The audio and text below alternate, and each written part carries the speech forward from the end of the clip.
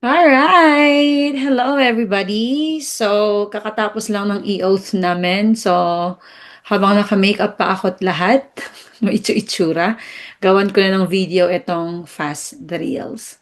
Okay. So, once again, this is part 2 ng fast drills natin. Um, hindi ko na masyadong i-rationalize para mas madami tayong matake in a very short period of time. So once again, this is Gurography. It's a free let review hub, and this is Miss KF. So general education pa rin tayo. All right, so let's start without much further ado.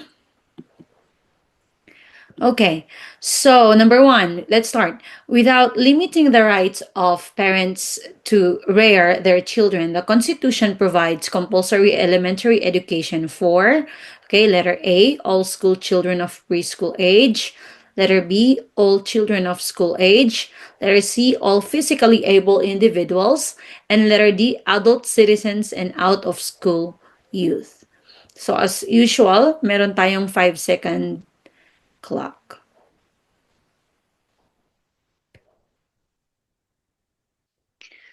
Okay, so ang sagot natin ay letter B, all children of school age. So I really checked it. Nasa Article 14, Section 2 ng ating 1987 Philippine Constitution. Ito, naisulat ko dito. Establish and maintain system of blah, blah, blah, blah, blah. Okay, so andito to. So you could always pause the video and read yung mga na ino-note ko dyan na na mga rationalization para hindi ko na kailangan basahin isa-isa. Okay, number two, in a compost bin, organisms like earthworms and millipedes physically break down and consume decaying plant matter. Through their feeding activity, they increase the surface area of the material, allowing bacteria and fungi to decompose it further. Which of the following terms best describe the primary role of these earthworms and millipedes? Okay, so letter A, saprophytes. Letter B, autotrophs. Letter C, carnivores. And letter D, detritivores.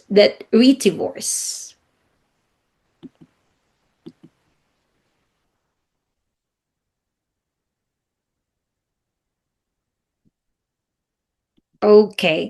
So, ang sagot natin ay detritivores. So, i-rationalize ko lang a bit.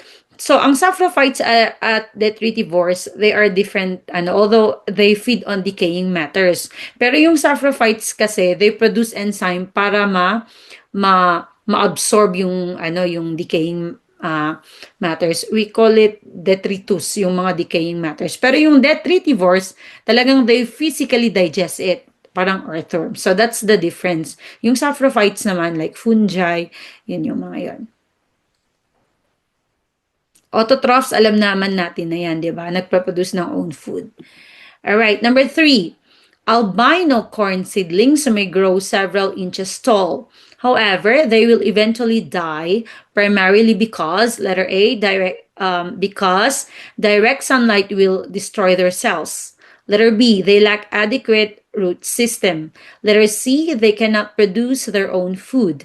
And letter D, they cannot obtain carbon dioxide. Okay, 5 seconds.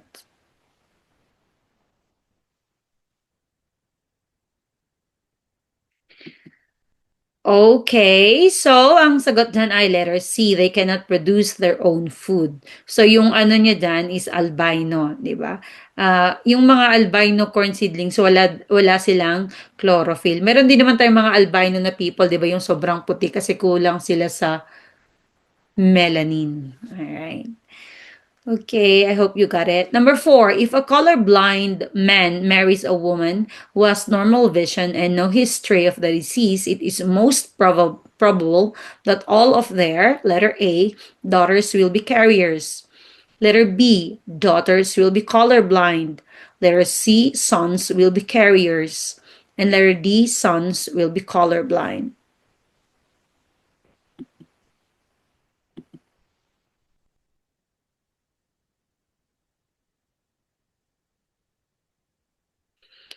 Okay. So, ang sagot dyan ay daughters will be carriers. So hindi siya naging dominant kasi nakuha lang nila yung isang X chromosome sa father nila, and then uh, from their X get one chromosome. Oh, bakit?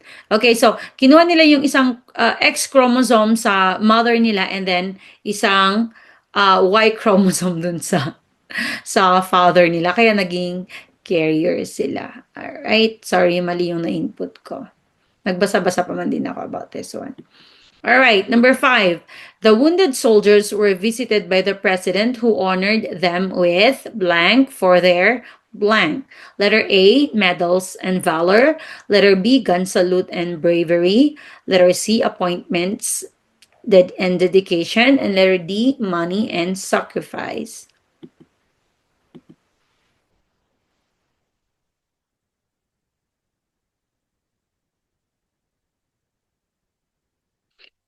Alright?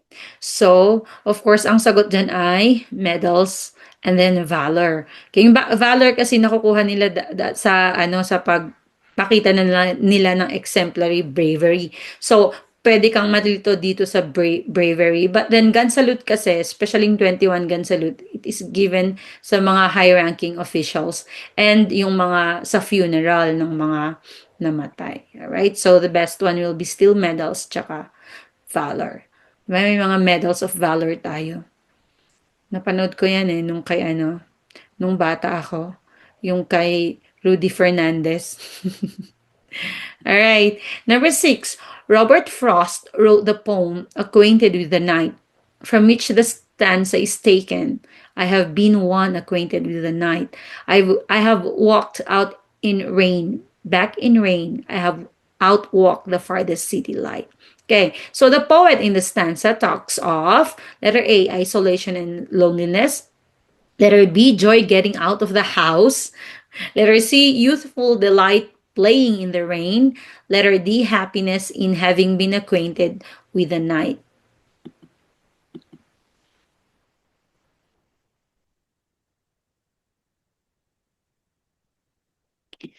Alright, so ang sagot dyan ay isolation and loneliness. Tingnan mo naman, di ba, nagkakaroon siya ng introspection.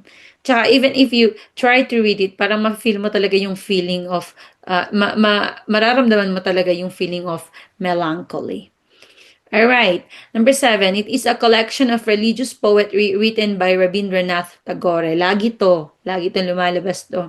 Letter A, Mahabharata. Letter B, Gitanjali. Letter C, the Ramayana. And letter D, Bhagavad Gita.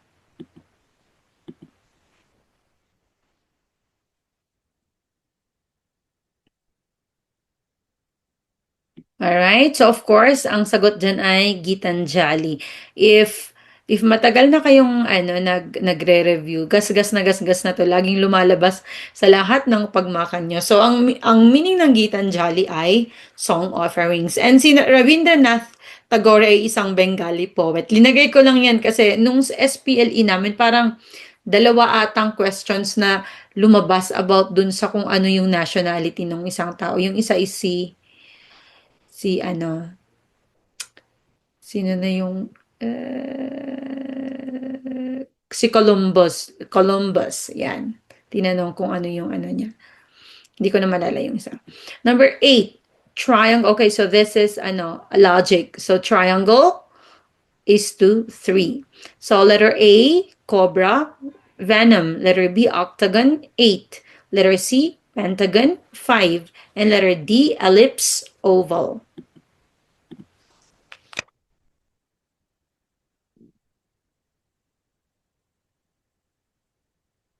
Alright?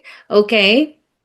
So, ang sagot dyan ay octagon, 8. Okay, so it's very easy naman, di ba? We are talking about sides of shape. So, yung triangle, it has 3 sides. So, ang layo na ng cobra tsaka venom.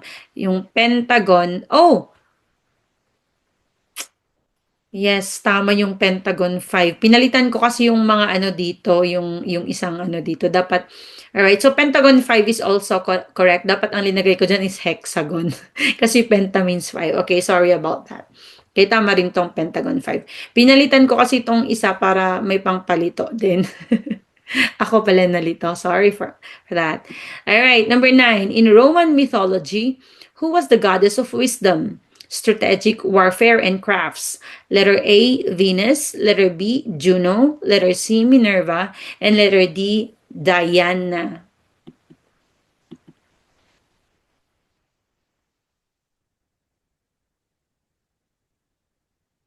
All right. So, this is a very unique question. Nagagandahan ako pag may mga nakahanap akong sources na hindi common na lumalabas. Kasi sa totoo lang sa Gen Ed, maraming lumabas na hindi ko naaral din. So, this is really nice. So, ang sagot dyan ay si Minerva. So, pag sa Greek naman, sa goddess of wisdom, si Athena. So, linagyan ko na, nag-effort na ako, Wigarm. O, di ba? So, pag goddess of wisdom, pag Greek, si Athena. So, A, Greek, Athena. Pag Roman, si Minerva. Ayan. Pagtsagaan nyo na yung aking, uh, mnemonics. All right. Number 10. What was the name of the lower house of the Philippine legislature during the American colonial period before the passage of the Jones Law of 1916? So, letter A, the Malolos Congress. Letter B, the Philippine Assembly.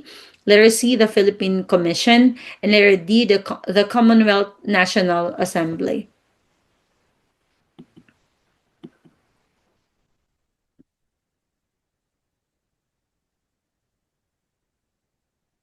Alright. So, ang sagot dyan ay the Philippine Assembly. So, bale, ito yung, yung first na legislative body na nagkaroon ng election kasi appointed sila. Ang alam ko, lumabas to nung 2024 September kasi sinabi ng isang ka-study buddy ko. Ayan, lumabas siya. So, pag yung sa Philippine Commission, ito is dun sa sa Philippine Act of 1902. Yan. So, ang tawag before sa HOR sa lower house is Philippine Assembly. Tapos sa upper house, which is Senate now, is Philippine Commission. Right? So, i-memorize nyo to kasi feeling ko pwedeng ibalik to. Right? So, once again, yung Philippine Assembly, lower house ngayon. Yung Philippine Commission is Senate ngayon. Alright. Number 11. What are the last two lines of a sonnet called? Okay, so letter A, quatrain. Letter B, tercet. Letter C, couplet. And letter D, sestet.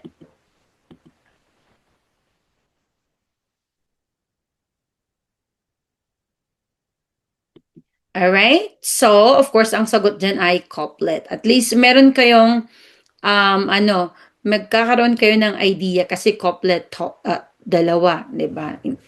Lagi niyong isipin ang couple ay dalawa. Okay? Hindi pwedeng may third party. Alright. So, linagay ko na rin itong mga niyo, basahin niyo na lang. Okay? Kasi, malala ko tong tercet. Dinagdag ko lang tong yung tercet.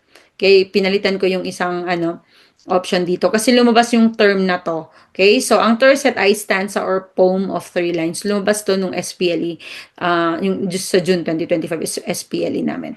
So, ito yung sa couplet. Okay, so ito siya, yung consecutive line usually nag-rhyme. So you can see life to thee. Ganyan. So, pakabasahin niyo to kasi baka lalabas. Yung sa SPLA June 2025, ang tinanong ko is kung ano yung hindi characteristic ng isang sonnet. So lumabas yung word na tercet. So twice pa naman tong lumabas. So luckily natsambahan ko to yung tercet. Yan. So tama ako dun sa two points. Kasi pinalitan lang naman yung terms pero yun pa rin yan. Yung parang nung una ginamit nila yung word na tercet and then yung sa isang question is yung 3-line poem. Yan. You can, nag-post ako ng 4 na 10 point each na lumabas nung SPLA June 2025. So, you can check my YouTube. Or, meron din, pinost ko din sa yung videos dito sa TikTok. But yung kung hindi ko man na-post yung full videos, you can always check my YouTube. Maraming salamat. All right, number 12. Which term refers to the act of the president temporarily postponing or staying the execution of a convict sentence? Okay, so letter A, pardon. Letter B, amnesty. Letter C, reprieve. Letter D, commutation.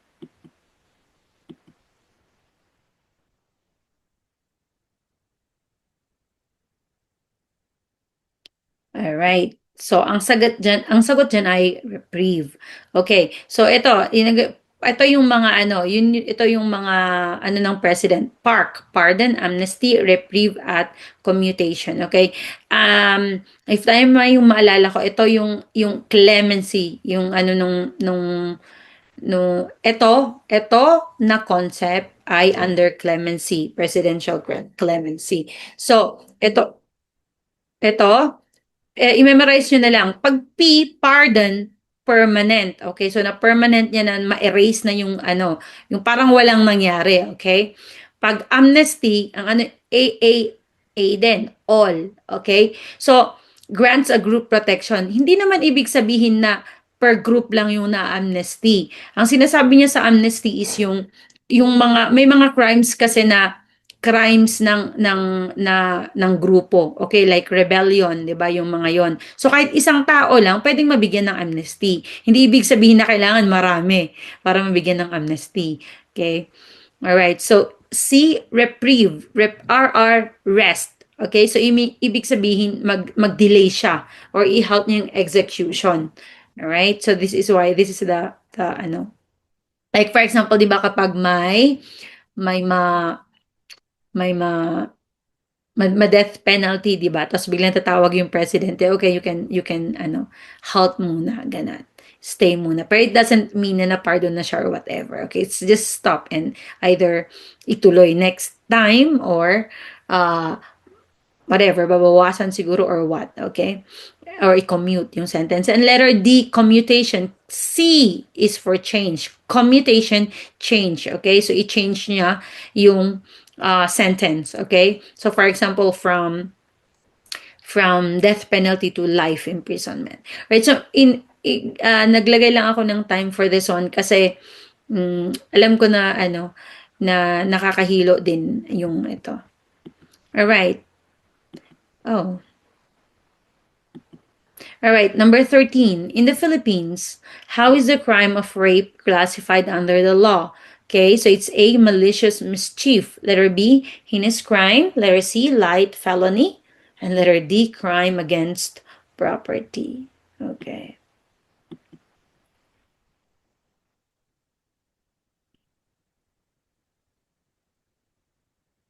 Okay, so alam natin lahat na ang crime of rape is a heinous crime. So this is under Republic Act 8353 or the Anti-Rape Law of 1997. So hindi lang siya crime against a private person, okay? So parang crime siya sa isang society. So hindi lang yung yung yung victim ang pwedeng mag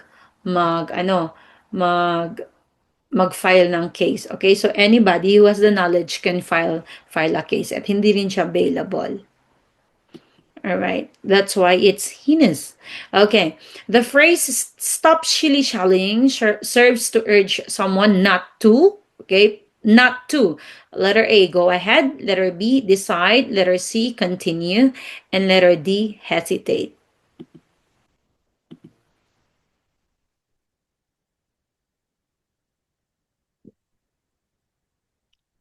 Alright. So, of course, wag kang mag-hesitate, sabi niya, 'di ba? So, wag kang don't or stop shilly-shallying. Wag kang mag-shilly-shallying. So, ibig sabihin, wag kang mag-hesitate, 'di ba? Kahit naman halimbawa, ito, halimbawa, hindi mahulaan. So, ito pa lang yung cancellation method pa lang, 'di ba? Go ahead, decide, continue, 'di ba? Ito pa lang is pwede na siyang mahulaan. Number 15, the ash from Mount Pinatubo has been found to have gold content of only 20 parts per billion, which is letter A, far below commercial levels. As such, officials have warned against hopes of a new gold rush. Letter B, sufficient to trigger a new gold rush and boost the economy. Letter C, a strong indicator that rich gold mines lie beneath a volcano. And letter D, high enough to warrant immediate exploration for extraction. All right, so here's the 5-second clock. Alright. Okay. So, ang sagot ay letter A, far below commercials. Okay, as such, officials have warned against hopes of a new gold rush. So, eto, research ko na din, ano ba yung ng at least minimum man lang para magkaroon ka ng hope, 'di ba, na makatama ka. So this is 0.5 ppm yung tawag nila, parts per million. So imagine mo yung 20 parts per billion. Okay? So ang mababa na talaga. All right. So kahit naman din you can do cancellation, okay? So a strong indicator, high enough, sufficient, 'di ba? Ito lang na iba, far below. All right? Number 16, a substance that gives up hydrogen ions to water to form hydronium ions is called letter A, salt, letter B, base, letter C, sour milk, and letter D, flour. Flour.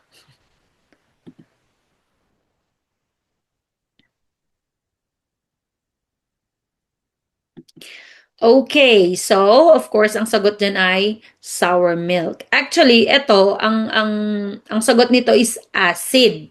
Okay, ito yung ano textbook definition ng acid according dun sa Bronsted-Lowry theory of acids and bases. Kaya lang wala nga dito yung acid. So the next best answer is sour milk kasi ang sour milk is nadadagdagan yung ng acid. Okay, para ma-produce ang isang sour milk. Right. Number 17, a lunar eclipse occurs when the Earth passes directly between the Sun and the Moon, casting its shadow on the Moon. However, a lunar eclipse does not happen every month during a full moon, primarily because, okay, so letter A, the Moon's orbit is tilted about 5 degrees relative to the Earth's orbit around the Sun. Letter B, the Moon is too far from the Earth for the shadow to reach it each month. Letter C, the dark side of the moon is not always facing the earth. And letter D, the earth's shadow is not large enough to cover the moon every full moon. Okay, pasensya na, mag-stretch muna ako at sumasakit na naman yung aking shoulders. Alright? So, ang sagot dyan is, the moon's orbit is tilted about 5 degrees relative to the Earth's orbit around the sun. So, alam natin na ang lunar eclipse is yung sun, Earth, tapos moon. 'Di ba? So, hindi na siya shinan ng sun yung moon. So, pero bakit hindi nangyayari yan? Very rare kasi yun linagay ko para ma-imagine nyo. So, nakaganyan pala siya. Ganyan. So kahit andito yung yung sun, andito yung moon, masisinagan pa rin kahit paano, 'di ba? Pag ganun nga siya. All right. All right, number 18. Wow, the word sinag. Number 18, how may the establishment of housing subdivision to address housing problem contribute to decreased food production? Okay. Letter A, housing divisions become overcrowded. Letter B, men get occupied with construction and leave their farms untilled. Letter C, arable lands are reduced, for these are converted into housing subdivision.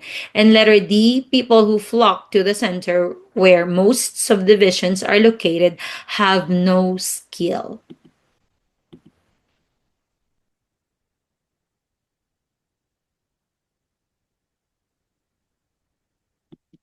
Ayan, okay. So of course, ang sagot dyan ay yung mga arable lands are reduced, for these are converted into housing subdivision. Okay, so alam ko naman na magigets nyo to kasi um, very easy siya, 'di ba? Pero kasi dun sa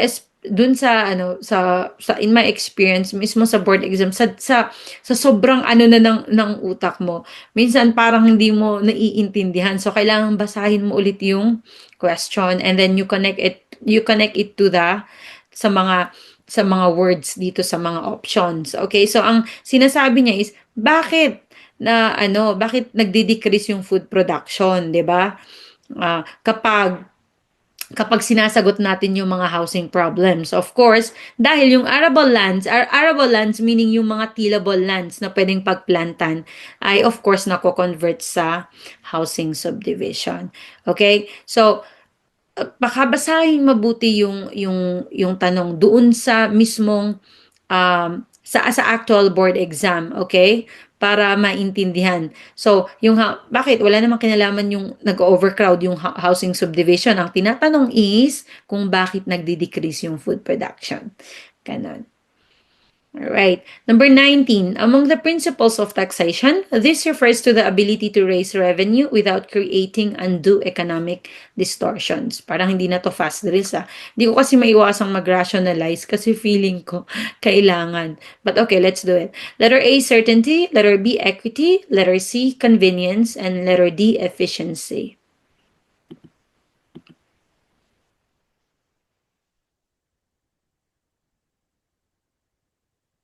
Alright? So, ang sagot dyan ay efficiency. So, ayan, ninagay ko naman yung mga notes na yan. You can pause the video and read about it, okay? Para hindi na ako masyadong nagra-rationalize. Alright. Number 20. What can be said of the Philippine peso if the exchange rate of a dollar to a peso has gone down from 50 to a dollar to a dollar to 40.32? Alright? So, mali yung tanong. Alright, my grammatical slip. Okay, what does it mean? So letter A, the peso is stable. Letter B, the value of peso is fluctuating.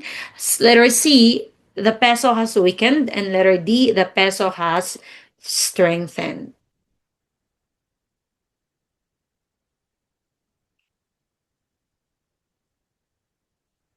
All right. Okay, so of course, letter D, the peso has strengthened. Okay? So, as an OFW, pag bumababa yung yung palitan to peso, I'm kinda nalulungkot ako. Pero at the same time, masaya din ako kasi feeling ko, oh wow, tumataas yung economy natin. Parang ganun. So, walang sayang. Okay? I just hope na sana nararamdaman ng taong bayan yun. All right. So 21, ecologists associate the relation between climate, vegetation, and animals' life with the term, okay, letter A, biome, letter B, habitat, letter C, biosphere, letter D, population.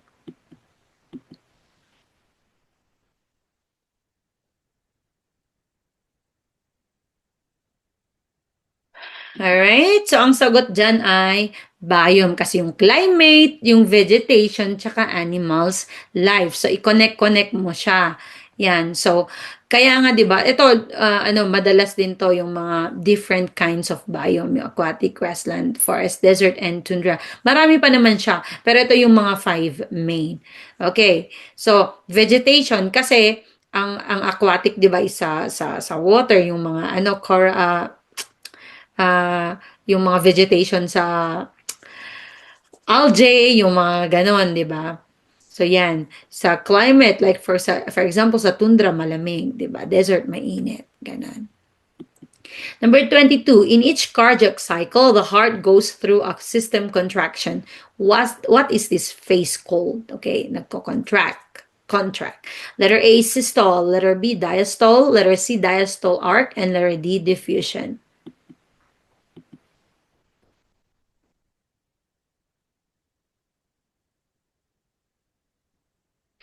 Alright?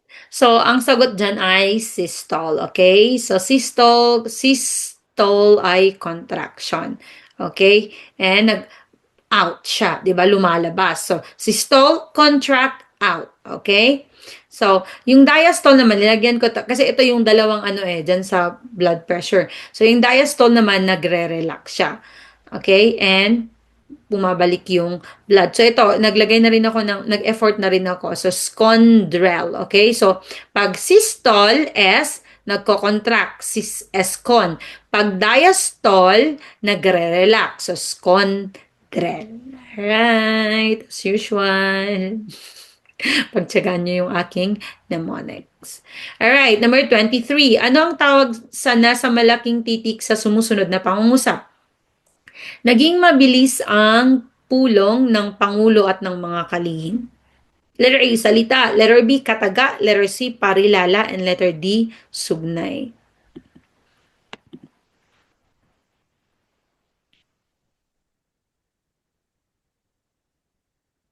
Alright. So, ang sagot dyan ay parilala.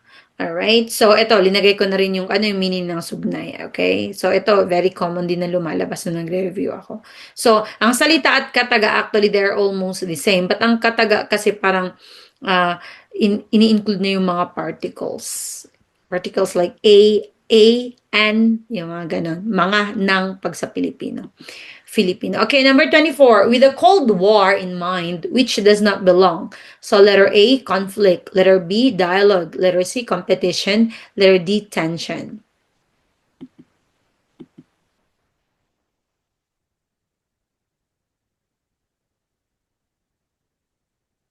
Okay, so ang sagot dyan ay dialogue. So, pag may Cold War kayo ng jowa mo, ano yung wala? 'Di ba? So, wala kayong dialogue, 'di ba? Walang pansinan. Ganon. Alright. So, of course, cancellation method pa rin halimbawa dito. So, pag conflict, competition, tension, di ba? These words connote uh, um, negative. Alright.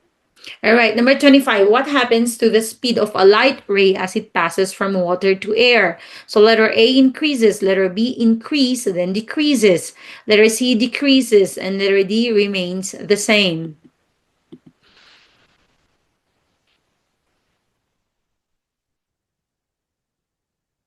Alright. So, ang sagot dyan ay increases. Okay? Kasi, ito nakalagay dito, yung speed of light, pag dumadaan sa isang medium, okay, maybe it be water, yung liquid, solid, nag-ano siya, nag-slow-slow siya. 'Di ba? Pero pwede kayong malito. Sabi niya, from water to air. Sabi niya. So, pag dumaan sa water, feeling mo mag-ano siya, di ba? Magdi-decrease siya kasi nga may medium. Pero sabi niya, from water to air. Di ba denser yung water? So, pag water to air, nag-i-increase na siya. Pero pag ang sagot lang ay, it passes through water, nagdi-decrease siya. Kasi nga, pag may medium, yung speed of light ay nag-decrease. Alright? So I hope you got it. Number 26. Which biogas is obtained from biological wastes such as animals' manure? Letter A, ester. Letter B, alcohol gas. Letter C, methane. Letter D, ethylene.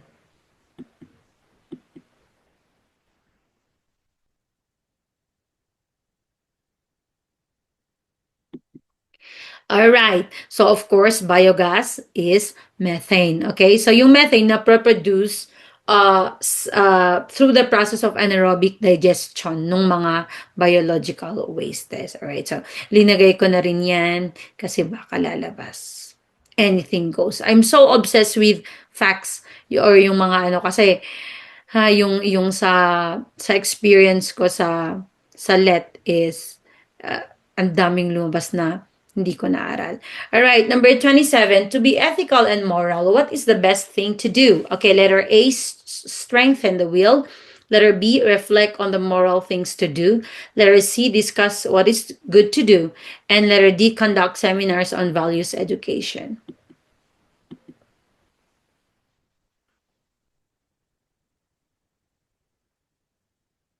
Alright. So, ang sagot dyan ay strengthen the will. Okay? Kasi, tingnan nyo, reflect, discuss, conduct, parang nasa ano pa siya, nasa beginning phase pa lang siya, di ba? Pero pag once na in-strengthen mo yung will mo, ang alam mo na next thing that you can do is to act on it.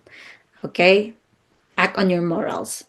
All right, number 28. When a manufacturer engages in the production of pirated CDs, he violates other people's right to letter A, copyright, letter B, intellectual property, letter C, lawful income, and letter D, engage in business.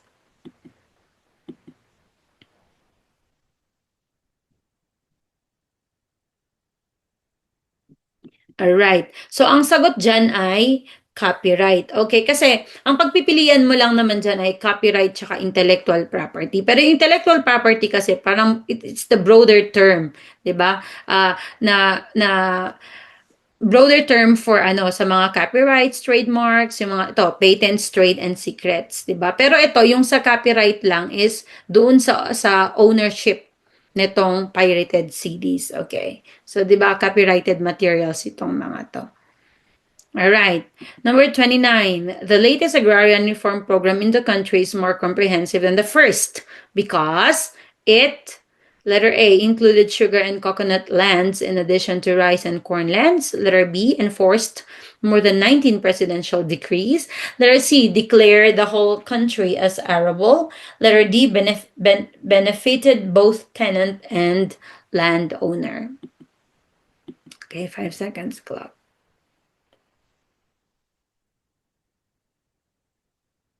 Alright. So, ang sagot dyan ay is included sugar and coconut lands. Okay? In addition to rice and corn lands. Okay? So, talagang hinanap ko pa talaga ito. Itong latest agrarian reform natin is yung CARP. Yung CARP by former President Aquino. Okay? So, etong letter C, pwede sana siya eh, 'di ba? Declare the whole country as arable, pero hindi. Ang nakalagay kasi dito is dineclare nila yung buong Pilipinas as a land reform area. Okay, dati kasi ang very specific lang parang yung land reform ni ni Marcos dati ni former President Marcos, ang dineclare na lang nila na under agrarian reform is yung mga rice and corn lands lang and mga specific regions. Pero dito sa CARP, yung buong Pilipinas na. Ina-include na rin yung sugar and coconut lands. All right, number 30. Which of the following factors contribute to an increase in human population? So, is it immigration, migration, natality, and mortality? All right.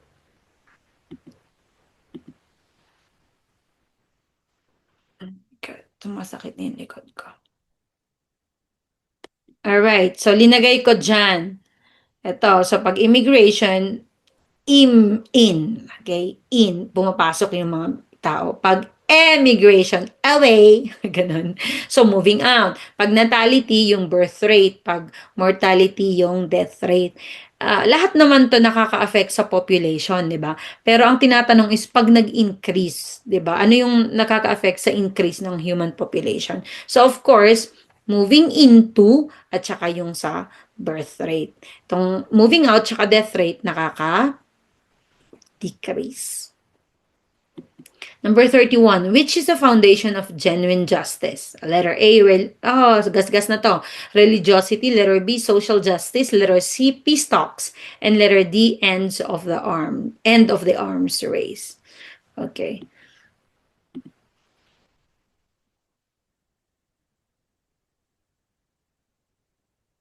Alright, so ang sagot dyan ay social justice. Kasi pag may social justice, may equal access tayo sa lahat. So, yung fairness, yung mga yun is na pro-promote. So, of course, nagkakaroon ng social justice. Number 32, what is the counting number that is less than 15? And when divided by 3, may naiiwan or has a remainder of 1.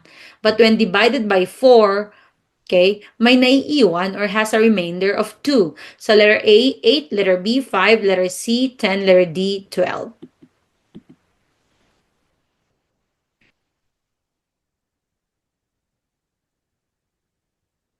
Alright. So, ang sagot dyan ay letter C. Linagay ko na din dito yung kung paano nakuha. Usually, dun sa math, in my case before, magagamit mo rin naman yung logic doon.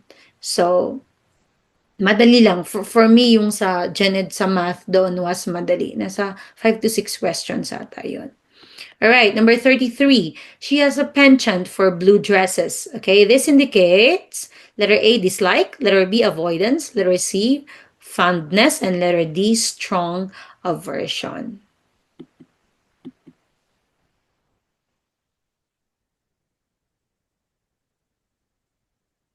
Alright, so of course, ang sagot dyan ay fondness. Alright, so mahuhulaan mo pa rin. Ito yun din yung pinagagawa ko nung SPLE. Yung pag hindi ako sure, na cancellation method talaga yung ginagawa ko. So dislike, avoidance, strong aversion, they're all the same. Aversion is dislike, parang parang stronger word lang siya. Alright. Number 34, a good writer supports his generalizations with letter A, convenient examples, letter B, concrete, letter C, unfamiliar, and letter D, abstract.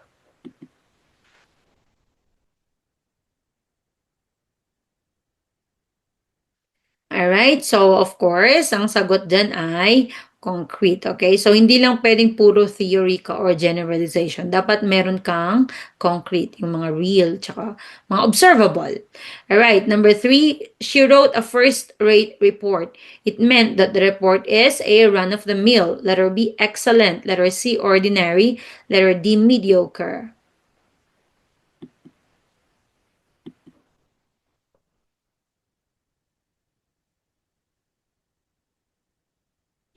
Alright, so first rate, yung word pa lang na first, okay? So first class, first rate, okay? Uh, class A, yung mga ganon, di ba? It connotes na something is excellent. Okay. And anyway, cancellation method pa rin naman to. Halimbawa, sa run of the mill, ordinary, mediocre, so-so, parang ganon, average. Okay. Number 36, siya ay nangakong matatapos sa isang karera. Okay, siya ay kasama sa letter A, gustong magsuot ng toga isang araw. Letter B, ospital sa panganganak ng asawa. Letter C, may mga nanghahawak ng malamig na bakal. At saka letter D, isang rally sa EDSA.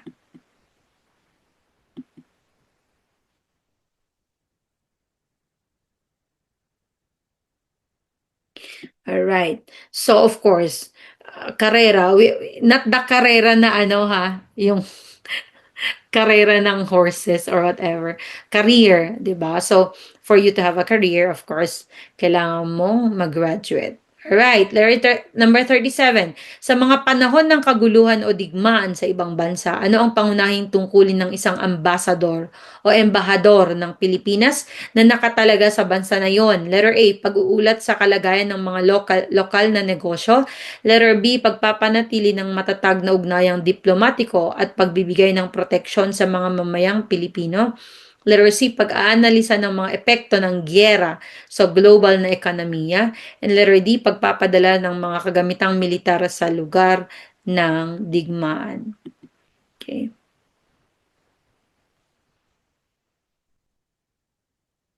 Okay, so I hope nakuha nyo pa rin to. Of course, ang sagot ay letter B, pagpapanatili ng matatag na ugnayang diplomatiko at pagbibigay ng proteksyon sa mga mamayang Pilipino. Of course, yun pa rin yung unang iniisip ng ambassador. Okay, the rest is mga secondary na rin or even tertiary concerns yung mga to. Alright? 38. In moral life, responsibility depends on one's knowingly and freely doing an act. Okay? Ibig sabihin, meron siyang reason. Okay? Ability to reason. Hindi yung reason na magrason ha, but yung use of your faculty to know what is right and what is wrong. So in which of the following situations would you attribute responsibility? Letter A, a person unknowingly passes counterfeit money. Letter B, an insane person strikes someone's head with a hammer. Letter A, a 4-year-old fires a loaded gun, killing his own father. Letter D, a nurse administers a medicine despite strong doubts.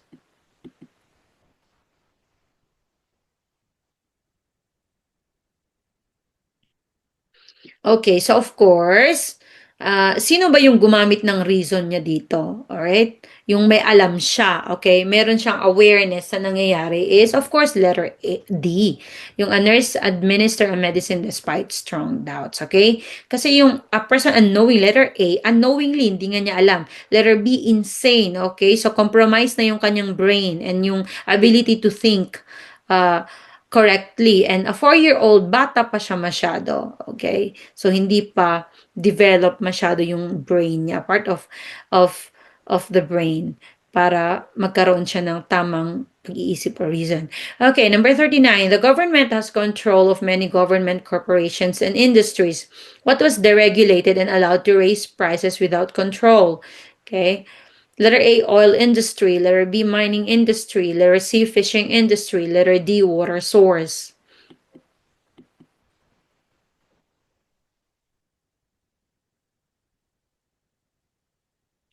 Okay. So, ito ay nahanap ko. Okay? So, ang sagot dyan ay oil industry. Okay? Dito sa RA 8479. Which makes sense din naman. Kasi yung mining industry, fishing industry, water source, kailangan pa rin rine-regulate or may kinokontrol pa rin ng ating government. Kasi, uh, pwedeng may maraming makompromise like mining industry, okay, pwede mo makompromise yung environment, 'di ba? Yung fishing industry, yung water source, pwedeng makompromise din yung ating environment dito. Okay? So at least ang oil industry kasi hindi naman masyadong kailangan pakialaman ng ano kasi this is a global concern.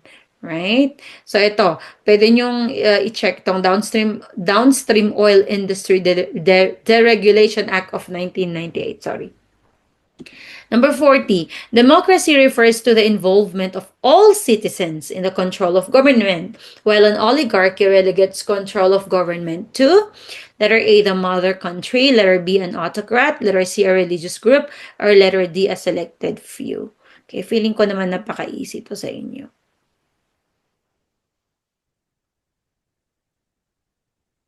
Alright, so of course, it's oligarchy. Lagi itong lumalabas ngayon, no? Yung mga oligarchiya, yung mga ganon-ganon. Alright, so dahil very easy siya, naglagay na rin lang ako dito, baka lumabas. Okay, kung ano yung meaning ng, kung saan nanggaling yung um, word na oligarchy. So uh, it's composed of Greek words, two Greek words. And pwede din na, ito, ngayon ko lang nung nag-research more ako dito. Alright? To give you more information. Na ano ko na pwede din daw gamitin yung plutocracy. Okay? In exchange or in lieu of the word oligarchy. Okay? Ang nakikita ko lang na a little bit of difference is, na hindi naman, is pag daw oligarchy, it connotes corruption, 'di ba? Or yung sa plutocracy naman, parang it connotes wealth, 'di ba? Pero it's the same thing naman, 'di ba? Sino ba ang nagbibilong sa oligarchy ngayon? Syempre yung mga mayayaman. That's why nga they can always hold on to power pag may pera ka. 41, printed on the label of a bottle of cough medicine is the following instruction. Store away from light below 30 degrees Celsius. What can you infer about the cough medicine? Letter A, it is in a dark, light-proof bottle. Letter B, it should be stored in the refrigeration. Letter C, it is affected by heat and light. And letter D, it should be stored hidden.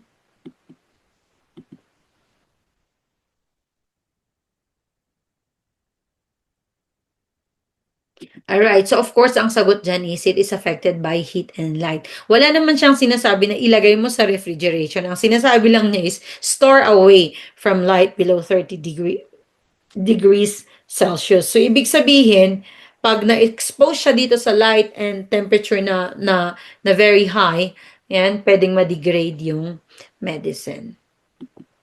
Number 42, which human right violation is a deliberate and systematic extermination of an ethnic or national group?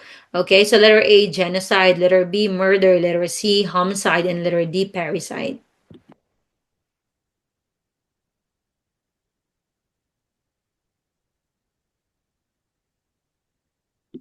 Alright, so ang sagot ay genocide. Ito is a textbook definition from UN Genocide Convention of 1948. Right, so alam naman natin, ang genocide is, crime of humanity, nawala tuloy ako. Tama, crime against humanity, 'di ba? Itong mga murder, homicide, parricide is, hindi siya pangkalahatan, hindi siya crime against humanity to. Itong murder, homicide, parricide, pwedeng one or two victims lang siya. Number 43, Paulo admits that he is not free committing errors. He recognizes that there may be better ideas and realizes that there are individuals who may have to consult to arrive at correct observations and conclusions. What trait is he displaying? Letter A, humility. Letter B, objectivity. Letter C, open-mindedness. And letter D, rationality.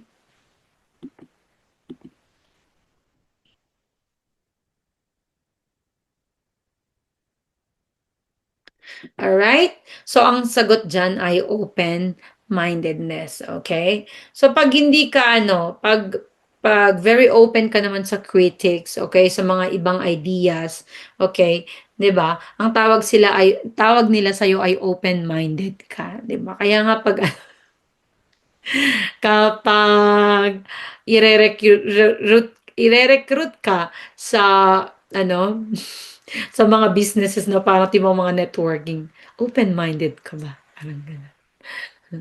Alright, number 44, a lady actively participates and also dutifully performs tasks assigned to her. What attitude is displayed in her situation? Letter A, unity. Letter B, camaraderie or friendship.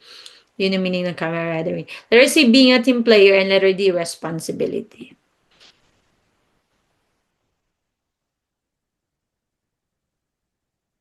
Alright? So, ang sagot dyan, of course, ay responsibility. Hindi na, pwedeng pagpilian dyan is being a team player tsaka responsibility. Okay? Pero wala namang sinasambit talaga. Wala namang sinasabi dyan na collaboration, di ba? Or interaction. Ang sinasabi lang niya is, ginagawa niya yung trabaho niya. So, meron siyang sense of responsibility. Sana all may sense of responsibility. Number 45, pinasyalan ng mag-anak ang Enchanted Kingdom noong isang buwan. Anong focus ng pandiwa? Okay, so letter A, sanhi. Letter B, direction. Letter C, tagatanggap. And letter D, tagaganap.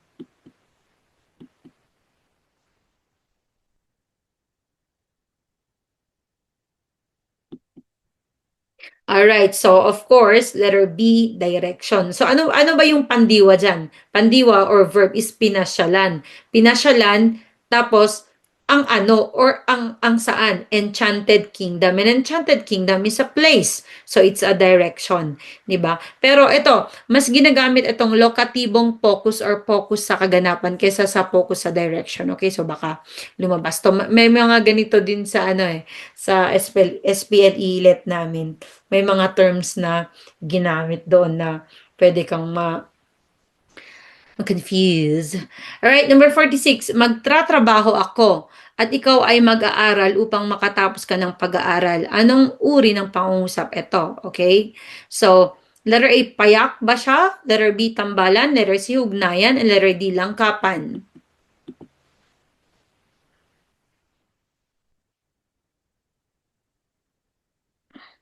Okay, so ito yung yung memorize ko din nung nagre-review ako. So PTHL, ito yung mga uri ng pangungusap. So i-memorize nyo PTHL kasi siya parang increasing yung niya. So ito linagay ko dito. So basahin nyo. Okay? So pagpayak, isang diwa lang siya, meaning may panag-uri at may simuno, subject at panag-uri yung predicate. Okay? S for S, subject simuno.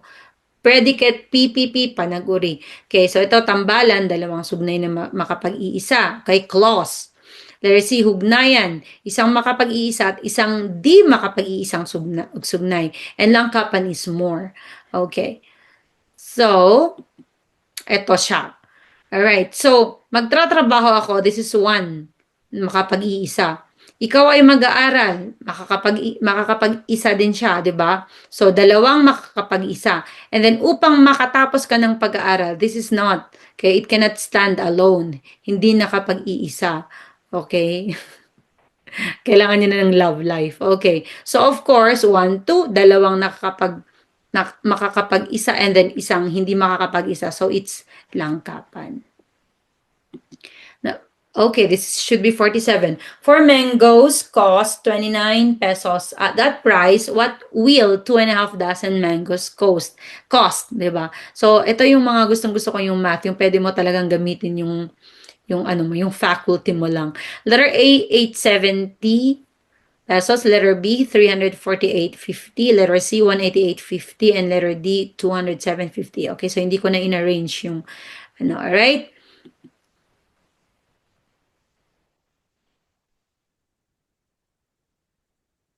Okay, so ang sagot dyan ay 217.50. Alright, so ito siya. Okay, so explain ko lang kasi alam ko din naman na maraming may mga dyscalculia. So, yung 4 mangoes daw, 29 siya. So, para makuha mo yung cost ng isang mango, i-divide mo syempre yung 29 pesos divided by 4. So, 7.25 each mango. Pero ang hinahanap ay 2.5 dozen mangoes. So, alam naman natin ang 1 dozen is 12 mangoes. So, pag may 2.5 dozen siya, i-times mo siya ng 12 mangoes para makakuha ng 30 mangoes. So, and then you have to multiply 30 mangoes times 7.25. Yung isa, you get 217.50. Alright.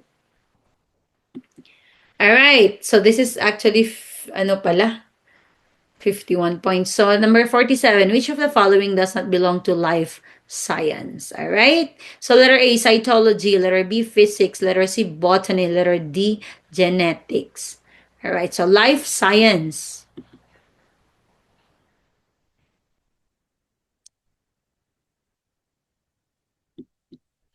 Alright, so linagay ko na din, ano ba yung ibig sabihin ng life science, 'di ba? So yung study ng living organisms. Alright, so of course ang sagot diyan ay physics. Kasi ito na nga, linagay ko cytology, cells, botany, alam natin plants, so zoology is animals, okay? So ang physics is physical science siya. Alright. 48. Why do leaves with green color look green in the sunlight? All right. So letter A, they absorb blue and yellow object. Letter B, the blue and yellow colors bounce off from the leaves. Letter C, they absorb the green light. Or letter D, they reflect green light. All right.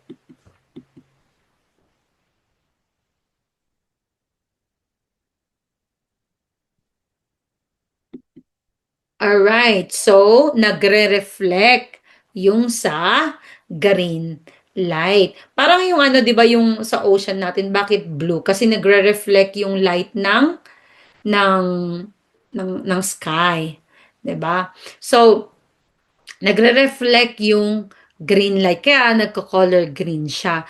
And ano ba yung ano ba yung part ng plant na nagre-reflect ng green light? It's chlorophyll. Okay? So, actually ang C, they absorb the green light. No, because yung chlorophyll nina-absorb nila is blue and red light. All right, number 49. Why do people feel their ears pop or crack when they are up in the air? Okay, so letter A, air is cleaner. Letter B, there are more air particles. Letter A, air is cooler. And letter D, there are less air particles.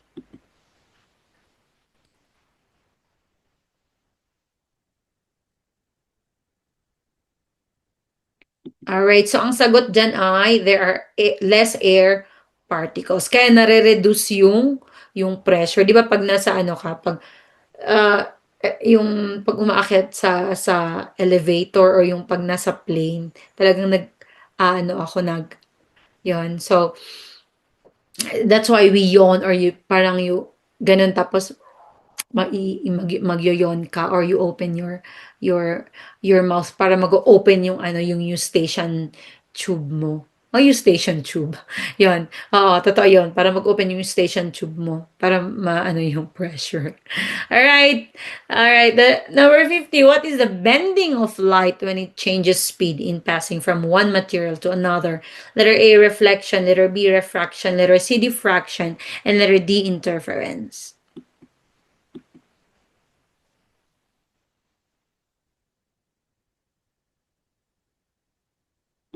Alright, so ang sagot dyan ay refraction. So, I learned this term, yung refraction, sa kapapanood ko ng mga crime documents. Alright, so kung documentary, so kung lumabas to nung salit, makukuha ko to. Okay. But anyway, ito yung itsura ng refraction siya, di ba? Ganyan siya pag nagpapass siya. Alright, okay. So, I hope marami kayong natutunan dito. And I believe na ito mga hindi common. Madami dito mga hindi common sa mga sa mga lumalabas sa mga pamak boards. Alright, so once again, thank you. Nakikiusap po ako na paki-follow po ako sa TikTok, sa Facebook, sa YouTube so I can keep pwede ko magawa to for free all the time. Alright, so once again, this is Smarter Together with Miss KF, top 4 ng SPLE June 2025. Social Science major. Okay, saying bye-bye.